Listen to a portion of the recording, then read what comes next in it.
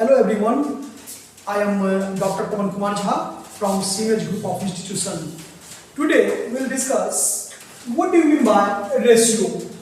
आज का टॉपिक हम लोग का है रेशियो एनालिसिस। रेशियो एनालिसिस में बच्चे आज के जो हम 3 टॉपिक को कवर करेंगे, जिसमें फर्स्ट टॉपिक होगा कि रेशियो किसे कहते हैं, दूसरा टॉपिक है कि types of accounting ratio, accounting ratio कितने तरह के होते हैं, और तीसरा टॉपिक है क्लासिफिकेशन ऑफ रेशियो, यानी रेशियो को हम कितने भागों में विभाजित करते हैं या रेशियो कितने प्रकार के होते हैं। इस टॉपिक को हम लोग कवर करेंगे। तो सबसे पहले यहाँ पर कहता है मीनिंग। तो मीनिंग में ये कहता है कि रेशियो बेसिकली दो डेटाओं के बीच में एक डेटा दूसरे डेटा से कितना गुना है, या दूसरा डेटा पहले डेटा से कितना मतलब परसेंटेज अधिक है।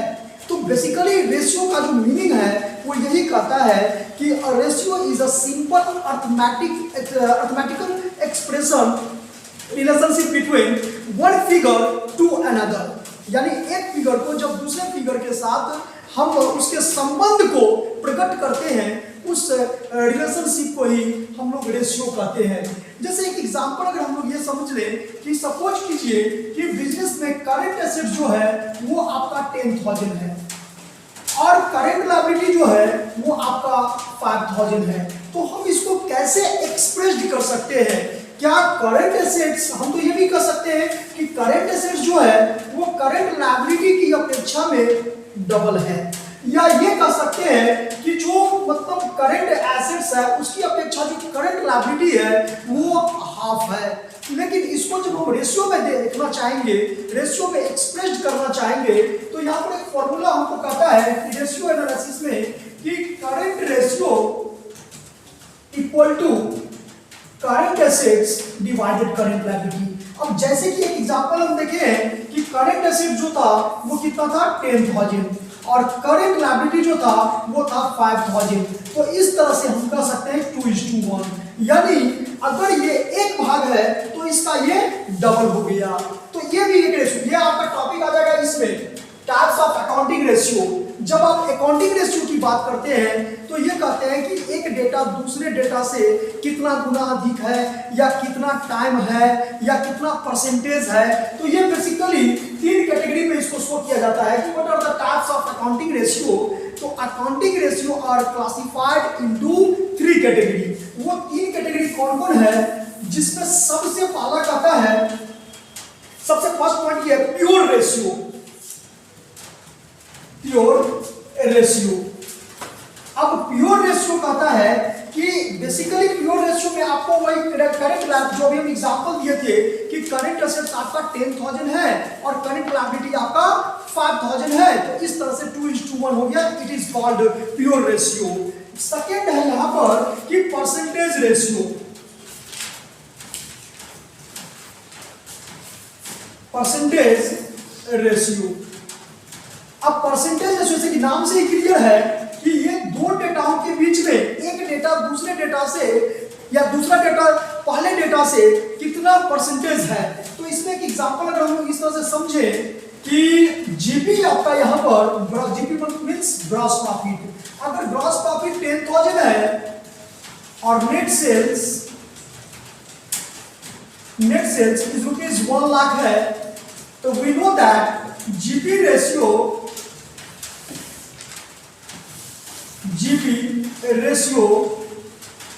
इक्वल टू, फॉर्मूला होता है GP into 100 divided net sales. अब चूंकि जीपी आपका गिवन है 10,000, तो हम इस तरह से इसको क्लासिफाई कर सकते हैं, समझ सकते हैं कि आपका जीपी है 10,000 इंटू 100 और नेट सेल्स जो है वो है 1 लाख।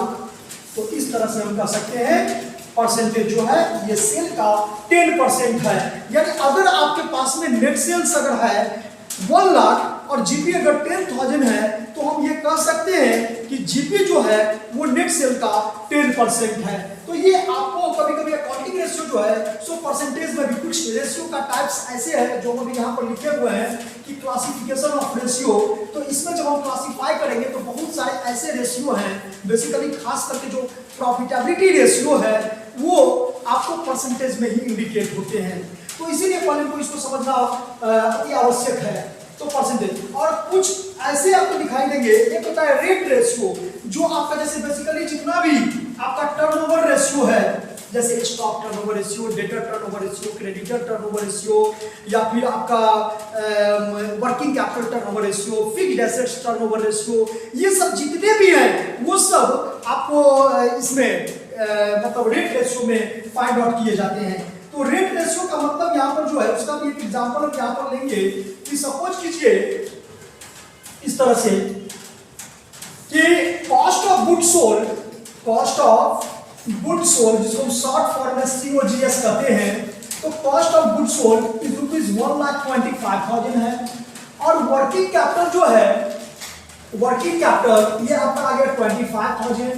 तो यहां पर आप कह सकते हो कि working capital turnover ratio equal to formula होता है कि cost of good sold divided working capital.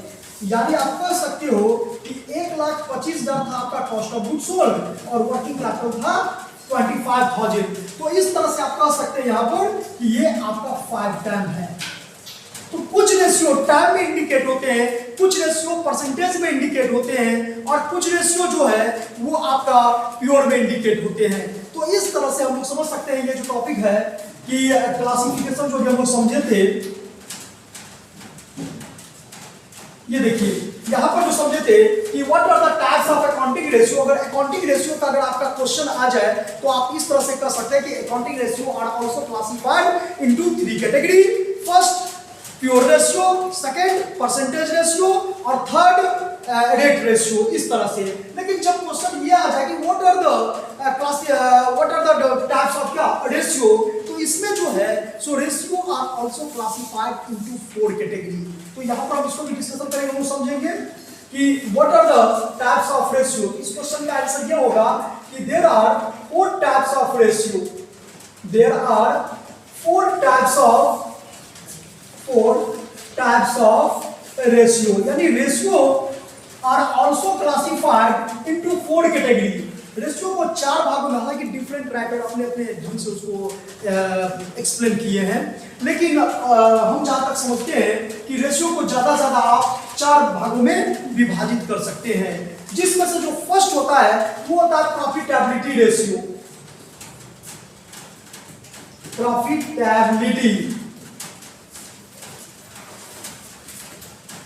Profitability ratio. उसके बाद जो सेकंड आता है, सेकंड में हम लोग कह सकते हैं इसको कि एक्टिविटी रेशियो या परफॉर्मेंस या टर्नओवर इसको कह सकते हैं। यानी एक्टिविटी कोई एक समझिए, एक्टिविटी यानी activity ratio are also classified, activity ratio is also known as turnover ratio. तो इसको हम दूसरा जो पॉइंट देंगे वो एक्टिविटी रेशियो देंगे। थर्ड आपको फिनेंशियल रेशियो, जो फिनेंशियल एक्सपेंसेस सब होते हैं, फिनेंशियल रेशियो। और फिफ्थ नंबर पे जो है वो फोर्थ नंबर पे जो है वो जाएगा लीवरेज रेशियो।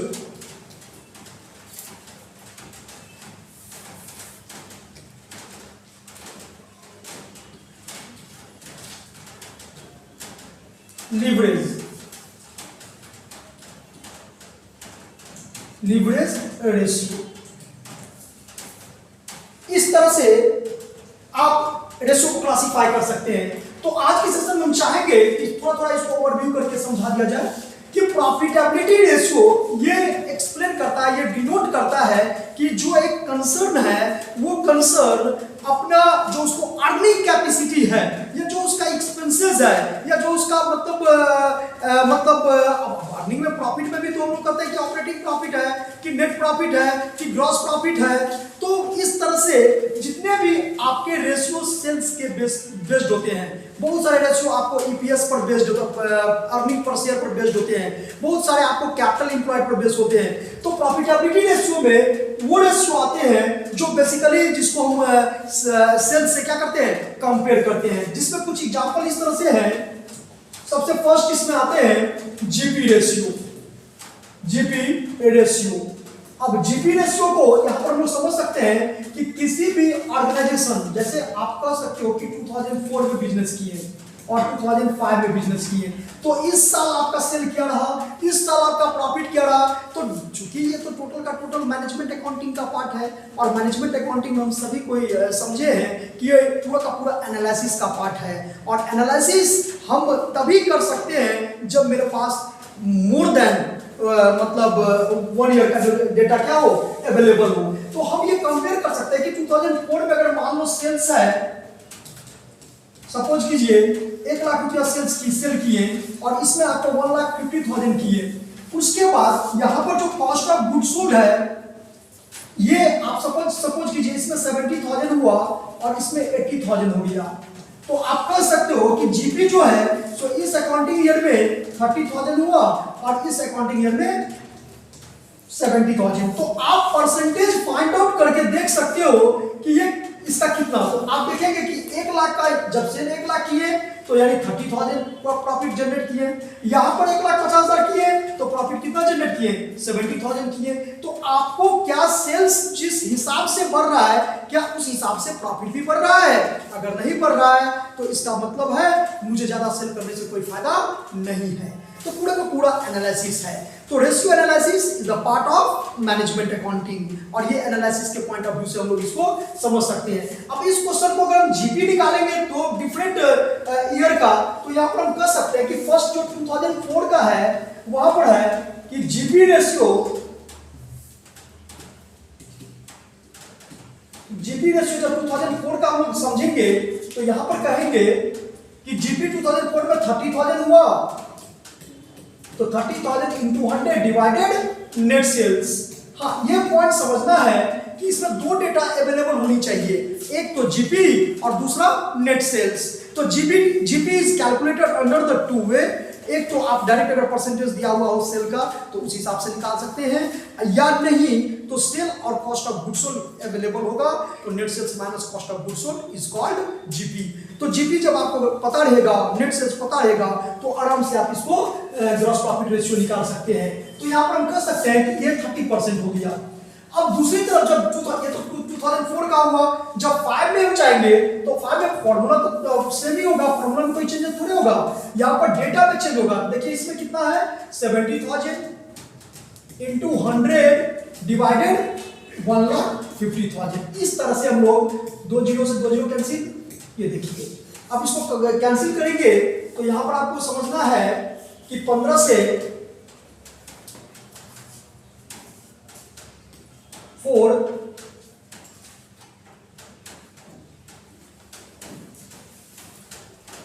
46 पॉइंट अप्रॉक्सीमेट कुछ हो जाएगा यहाँ पर। तो लमसम आप देख सकते हैं कि जिस हिसाब से आपका सेल बढ़ रहा है, देख रहे हैं 1 लाख से 1.5 लाख हो गया, यानी 50%। सेल का जो इंक्रीमेंट है वो 50% है, जबकि जीपी रेशियो का जो है वो आपका 46% है। यानी आप कह सकते हो कि आपका 50% सेल बढ़ता है, लेकिन परसेंटेज ऑफ प्रॉफिट जो बढ़ता है वो ओनली फॉर क्या 60% बढ़ता है। तो इस तरह से हम लोग को एनालिसिस में ये काम आएगा। Thank you all of you.